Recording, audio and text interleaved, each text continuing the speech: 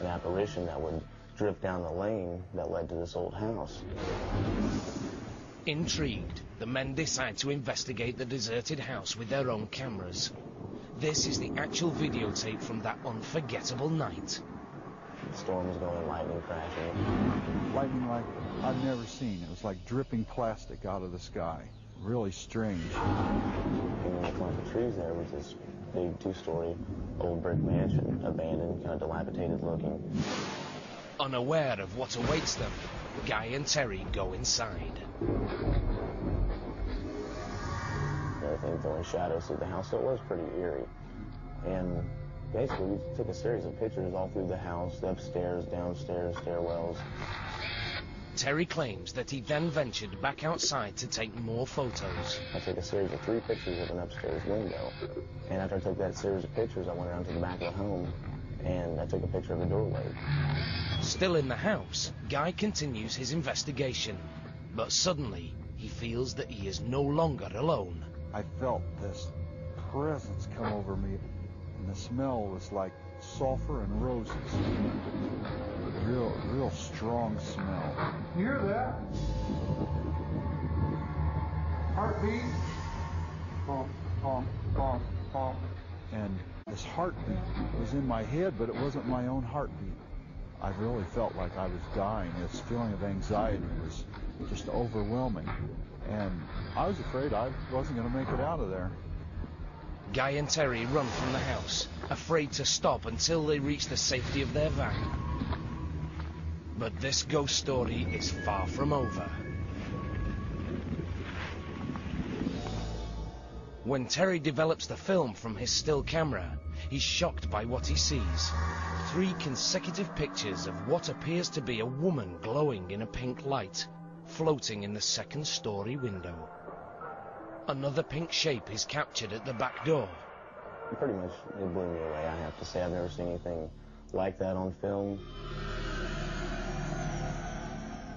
Could this be the ghost of Greencastle, or merely a photographic abnormality? To find out, Guy and Terry showed the pictures to their friend, photo expert Mick Orman. What is in the picture came from the negatives. It's very interesting and a little unnerving. Next, these mysterious images were analyzed by a computer graphics expert, Sean Dempsey.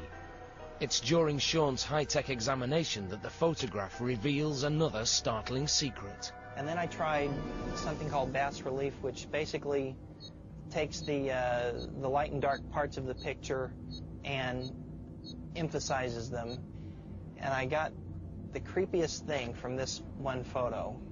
Her face, and I don't know how else to describe it, but that to me just looks like a skull. I've got to be honest, it's either a real photo of a ghost or it was done with a photographic technique that I don't know about. With experts at a loss for answers, Guy and Terry have their own theory. They now believe they've photographed a real ghost. But if it's true, then whose spirit is it? Guy believes that the Pink Lady is a woman who lived and died here in the early 20th century. Her name? Irene O'Hare, the same name that they found scratched onto one of the bedroom walls.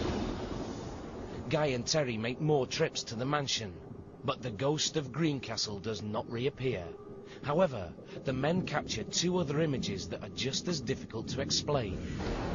The first is this photograph of what appears to be a woman in a flowing gown.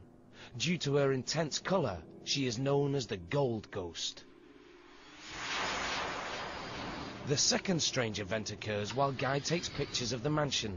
Suddenly, 3 cloud-like shapes fly by. Is this merely fog or some type of mist? If so, it would need a strong breeze to travel this fast. But Guy's clothes and hair never move, indicating that no wind is blowing. Unfortunately, these and other questions may never be answered, because the mansion was destroyed to make way for this cornfield. But the memories of the Greencastle mansion live on with Guy and Terry, who may have done the unthinkable. captured images of visitors from the other side. What awakened me was a smell, a very distinctive smell. It was the body smell of my mother, who had died 9 years ago. It came and it passed through my body. And as it passed through my body, I felt this incredible sense of joy, release of all worry, tension. I could feel the air in my ear. I could feel like a vapor going into my ear. She was trying to tell me something. And I screamed. I mean, I screamed because I was so terrified.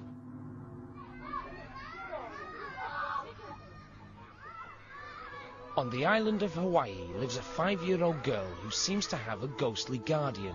Her name, Carissa. Since she was 4 months old, her family believes that she has been surrounded by a mysterious presence.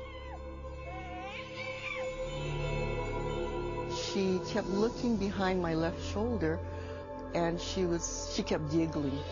Then I just put her down on the floor. I laid her down on a quilt and took 3 photos of her. And when I had it developed, the pictures came back and there were these 2 ribbon-looking like objects, and she was looking down at it. No one can see these ghostly images, except in photographs. I took 2 photos of her in her swing, and when we had the photos developed, they were back in the photos.